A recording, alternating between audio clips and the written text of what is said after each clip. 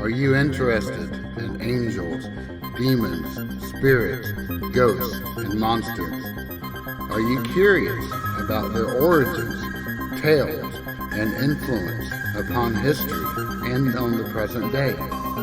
If so, sit back, relax, and welcome to Southern Demonology, the podcast that explores all of this and more.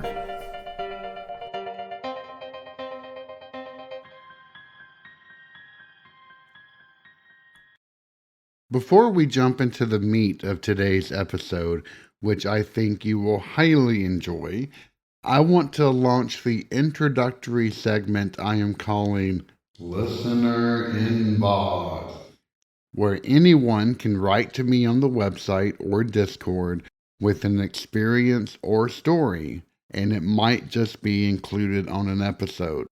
And to kick things off, my good friend Paranormal Will, whom we interviewed in episodes 48 and 49, graciously sent this story to share. So when I was really young, around 7, I used to have these reoccurring nightmares that scared the ever-living heck out of me. A family member would take me to something, like a birthday party, and I would ask to go outside and play, and they would say yes. Every time I went out to play, it was dark. I would hear dogs barking in the distance and look to where that sound came from. Then they would come from the other side, behind me, and I would turn around and look that way. The third set of barks came from the original place I heard them, and when I would go to look, that is when I would see them. A huge pack of dogs, but not just any dogs. These were huge, with bright red eyes. Imagine the dogs from the old movie Willow, but huge.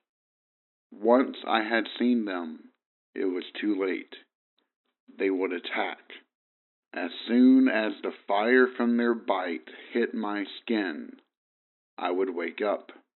This nightmare happened at least twice a month, and in it I would tell myself not to look, but I always did, and I became severely afraid to go to sleep, to the point where now, as an adult, I have PTSD about it. The nightmares did stop after I turned 9, and I got a teddy bear for Christmas. Sounds funny, I know. But he became the dream angel, and yes, I still have him.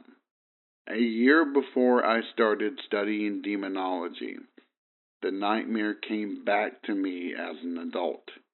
I went by myself to a party, stepped outside, the barks, goosebumps running across my skin, the deep inhale you do when adrenaline kicks in from fear, then the second barks. I tell myself not to look in my mind, but I look. The third set of barks. I go to look. And before the teeth hit my skin, and before I see them lunge at me, I say demanding, no. As I look, the hounds are standing there. I then say, sit, and they do. I call them hellhounds now.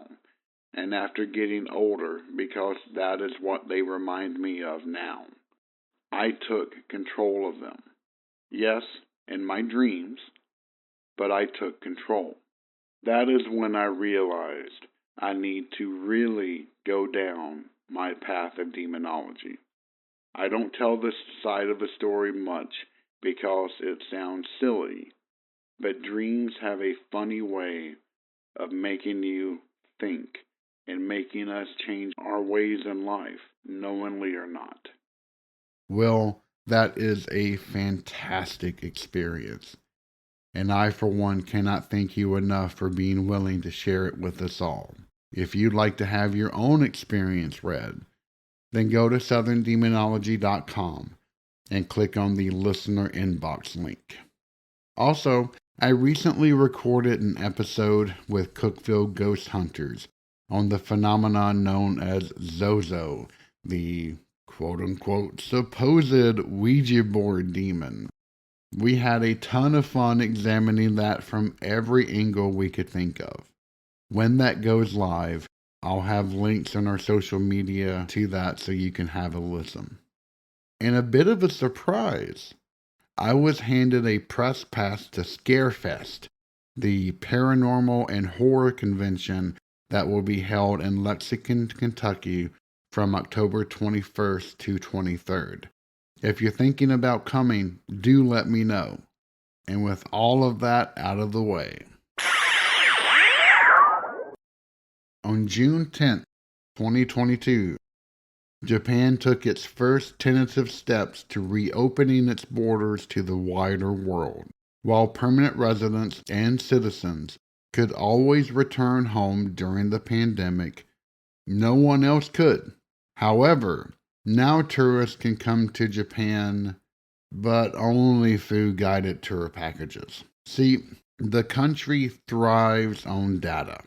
During Golden Week, when virtually the entire country is off in many travel, whether domestically or abroad, the government carefully analyzed COVID rates before and after. Seeing that things held relatively steady, they moved to the next testbed. I pray that this too goes well and doesn't drag on for too long, as I'm desperate to get back to see family and friends, in addition to visiting my old haunts. If things do open back up, then I will head back either in the fall or winter, since A, tickets are always cheaper during this time, usually. B, it's perfect weather to visit onsen or hot springs. And C, you can buy bottles and cans of hot coffee from Konbini or convenience stores and vending machines. So, to celebrate this momentous step, random facts about Fujisan, or as we call it in English, Mount Fuji. Most people are familiar with this famous mountain in Japan, which stands 12,389 feet, or 3,776 meters tall. And if you are remotely familiar with the Japanese language, you may know that san, added to a name, is a term of respect, akin to Mr. or Miss. For example, Tanaka-san is Mr. or Miss Tanaka. And knowing that, you may assume that the san on Fuji-san means the exact same thing. But that is actually incorrect. The san is actually the kanji for mountain, so it literally translates to Mount Fuji. Also, did you know that on a clear day, you can see Fuji-san from Tokyo? While some of these facts may be interesting, there's one final one that I know that you will love. While Fuji-san is an enduring symbol of Japan, it also is in possession of a darker side, and that is Aokigahara. Welcome back to Southern Demonology. As always, I'm your host, JJ. Now, the name itself doesn't sound ominous. If you break it down, Ao for blue or blue-green, Ki for tree, and Gahara for meadow. Sounds lovely, right? Blue tree meadow. It also goes by the name of Jukai, or Sea of Trees. And on the surface, everything is quite lovely. I had convinced a group of coworkers to take a weekend trip there, and so we rented a car and drove. Along the way, we stopped at a lovely family restaurant situated in the hills, which offered a phenomenal view. The sky was the deepest blue I had ever seen, and the area is littered with ice caves that were carved out from previous eruptions and that families now run tourist destinations in.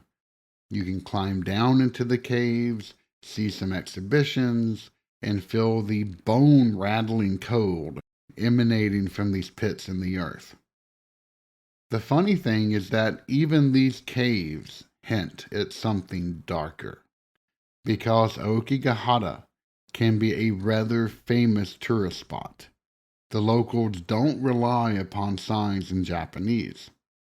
In fact, several craft rather elaborate cardboard dioramas that depict the dangers in the caves by showing just how treacherous they can be.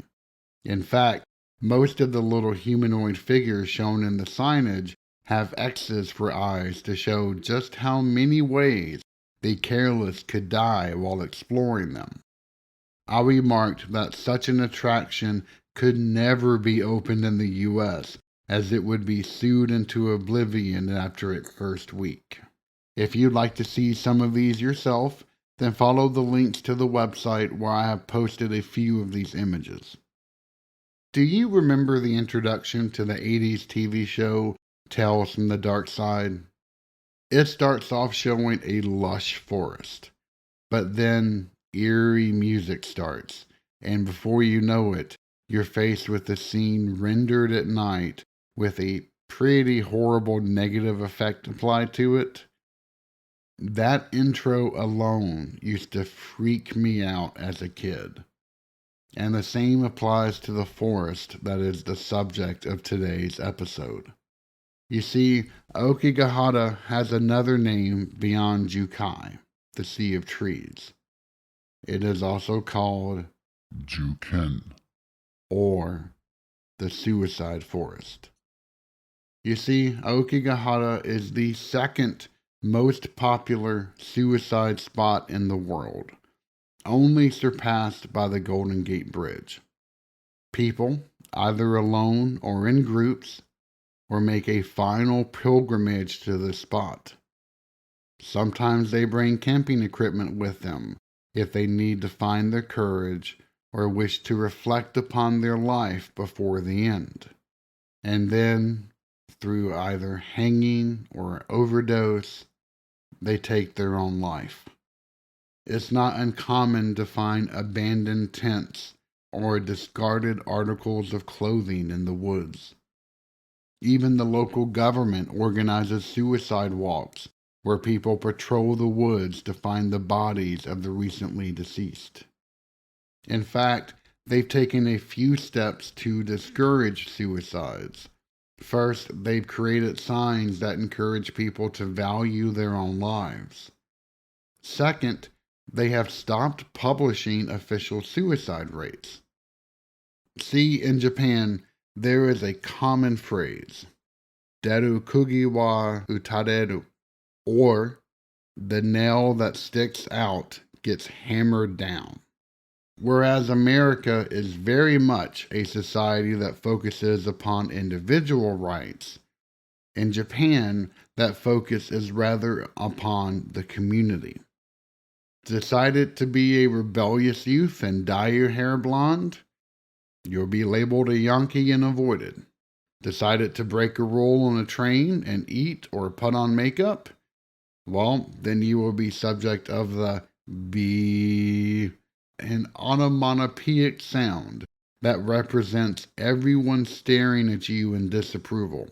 Live there long enough, and you will find yourself joining in. It's almost as if wrongdoing triggers a psychic connection in everyone in proximity. On a train especially, you can see this in live action. People will turn their heads at the exact same time and just stare. And if you are ever the subject of that, it is more than a little unnerving and freaky. But this also cuts the other way. Say you're going out to lunch in a metro area. You don't really have a particular destination in mind, but on the way, you see a restaurant with a line waiting patiently to be seated. And just like that, you join the line. While you as an individual are loath to stick out, you can also be influenced by the actions of others around you. Heidegger's invisible they strikes again. And that is why the local government stopped publicizing the suicide rates of Aokigahara, for the fear of others finding it acceptable to end their lives there and following suit. Yet Aokigahara isn't a recent phenomenon. In fact, it may be the site of something much more ancient. Japanese has the words obasute and oyasute. Oba means older woman, and oya is older man. For example, oba-san means aunt, oyaji can mean father or old man, and sute means to abandon or throw away. There are rumors of an ancient practice where villagers would commit genocide or murder of the elderly when food supplies were at critical levels. They would carry the old or infirm to a remote location and leave them to die. Yet there isn't evidence that this was a common practice. In fact, this seems to hearken to an old Buddhist allegory where a son carries his aged mother on his back, and she keeps reaching up to break limbs in order to demarcate a path for her son to return home. The allegory ends with, "In the depths of the mountains." Whom was it for? The aged mother snapped, one twig after another. Heedless of herself, she did so for the sake of her son. So perhaps obasute would occur, or perhaps not, but a place that is frequently cited as a place where it did is Aokigahara. Also, due to the volcanic rock in the area from previous eruptions of Fujisan, some even claim that compasses and GPS are unreliable. It's not unheard of for people to use tape stringers and tie it across their waist in order to not get lost. Tales of others finding deliberately cut tape stringers discarded in the forest are even more eerie as a result. Whatever the reason, there is clearly something about this place that attracts such a dark energy. And I can personally attest to that. Ever since learning about this place, I had been dying to go. And at the end of October 2011, I did. And that first day's visit ended by walking into the forest itself. We parked our rental car and marched about 30 minutes into the forest. And I can honestly admit to this. I was scared out of my mind. Keep in mind that I grew up in one of the most rural spots in Tennessee. The woods behind my house stretch for miles and miles. I've been scampering amongst the trees since I could walk. And there was something about Aokigahara that petrified me. Once you cross the tree line, everything falls absolutely silent. Even with the busy street only yards away, everything goes quiet. That unnerved me quite a bit, and it took me several days after to realize why. There were no animal sounds, no bird singing, nothing. Yet the further we went, one sound did become audible. It was a very low-grade whine, almost like a whoosh, whoosh. I kept looking around. I never could identify the source. I even asked if anyone else heard it, and they looked at me like I had suffered a stroke.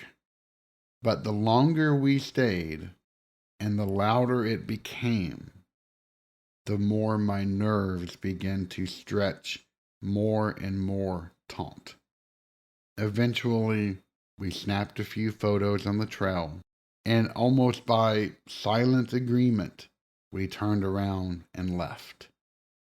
And once we crossed the tree line, heading back out, the sounds of the world rushed back into place. And for the first time since walking into that forest, my stomach unclenched. And I knew that would be the last time I ever set foot into those woods again. It's rare. It's rare to be able to identify the last time you will do something. And if you do, it may come with a tinge of sadness. Not this time. I was perfectly okay with that. It's no wonder that stories of yurei or ghosts abound in these woods. I felt them or something like them everywhere. And I had barely scratched the surface of the place. Again, we only walked in about 30 minutes. This forest is massive. Many consider this forest to be a highly spiritual place due to its proximity to Fujisan. But that can be a very bad thing. More than a few Buddhist monks set up altars in the forest to combat the evil they feel there.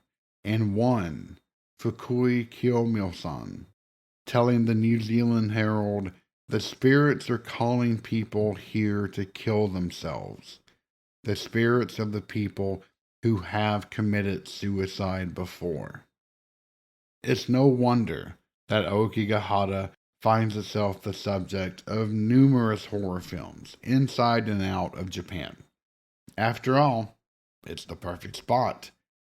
It's appeared in Tokyo Tales of Terror and has been the location for two absolutely horrible Hollywood films, Sea of Trees and The Forest.